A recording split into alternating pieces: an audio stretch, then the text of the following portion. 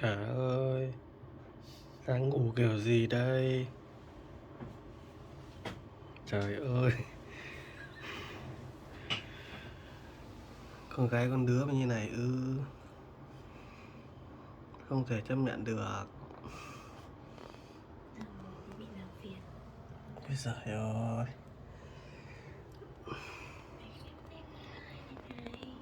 nhìn chán nhá. Đấy, mỗi con một cái đệm. Và em hai mập thì nằm gọn gàng như này.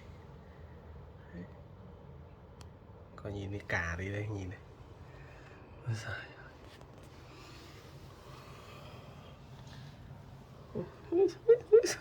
Thấy quay ấy khép vào luôn. Ngủ quá. Kinh thật đấy. Dáng ngủ thần thánh. Đã thế lại còn mặt sẹo. Vô duyên đấy chứ. Ui, ui. Đấy. Sao? Ngủ đây em. Bị nấm ra. Bị nấm này. Ôi giời. Nhìn giống như kiểu như là bị con gì cắn ấy nhỉ. 3 vết.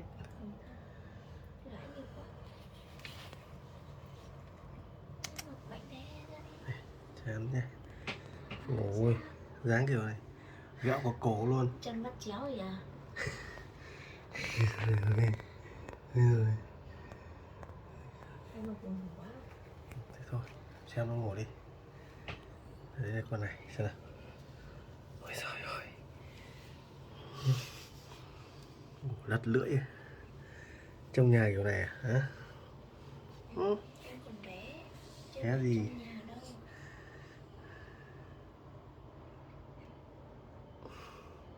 Lưỡi. Thôi. Nhà có hai con chó để trong nhà thì nhảy đây. Đây, thêm một con nữa. Khổ thân, ngủ một tí cũng không yên.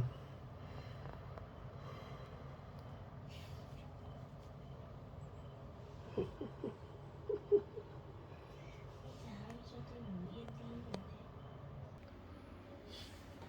Đây lại thêm em này. Đây là em bông. Bông lợn. Bông đù.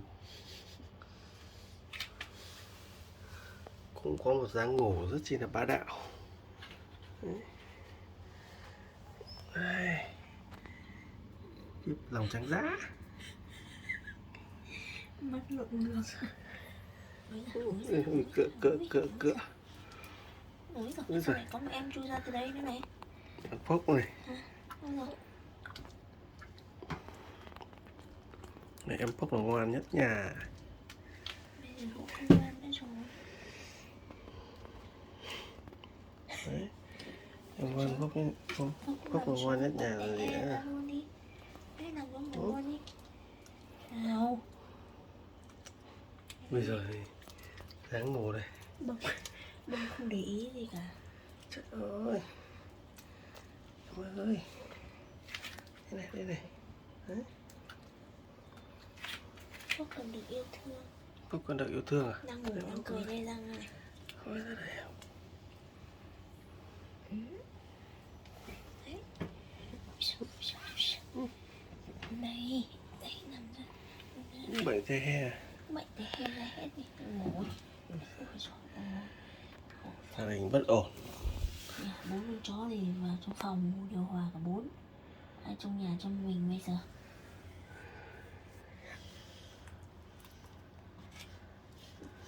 Béo quá tí nó không dậy được.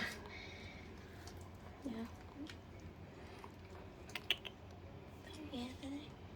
Đây là cái nghĩa đi.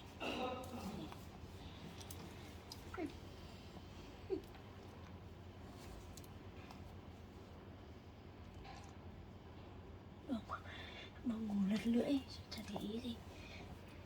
Kia ngủ lật lưỡi. Ôi cái gì? Phúc nằm xuống đi, Phúc nằm xuống đi.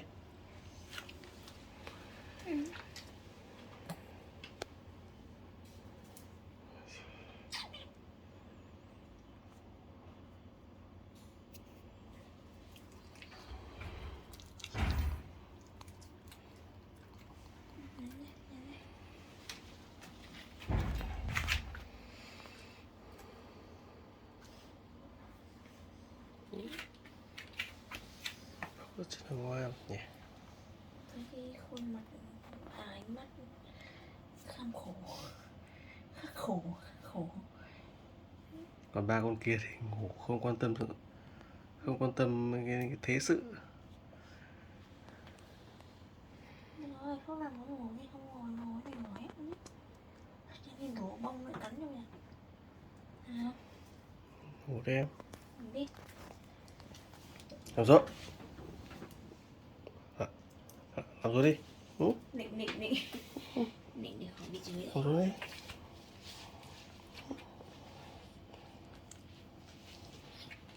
Nằm xuống đi em, nằm xuống. Tốt, nằm xuống. Đấy. Để ngoan không? Nằm xuống ngủ đi. Ngủ đi. Ngoan nhá. Cả lật tay rồi.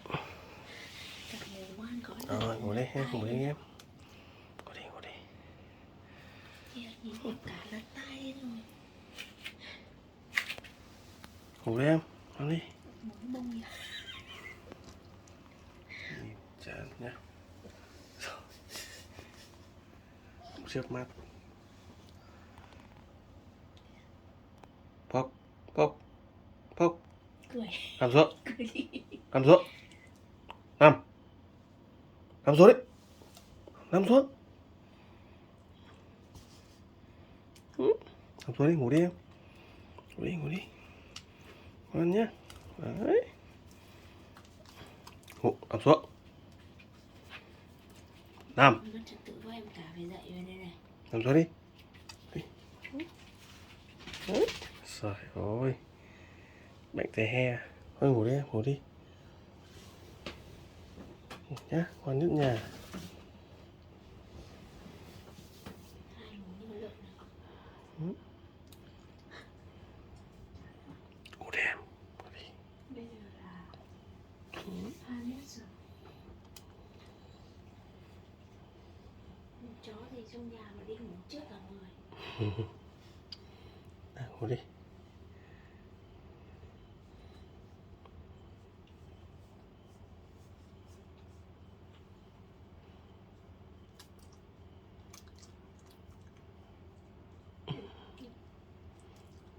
Đến giờ rồi, ngáp thôi. Con rời này vẫn bệnh tê he từ nãy giờ. Bông ơi.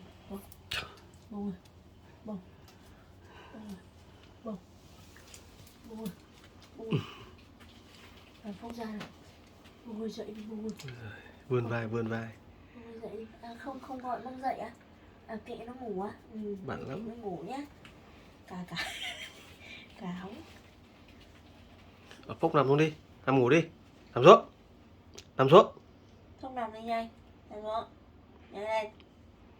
À, chốt uống rồi. Bông vẫn chả biết gì. Thế thôi để cho em Bông ngủ nhá. Chắc hôm nay đùa nghịch mệt rồi. Ngủ thôi.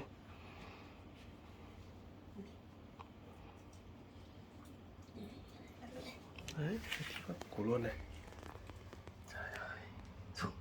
Bông ngủ quá rồi. Thôi cho em ngủ đi nhá.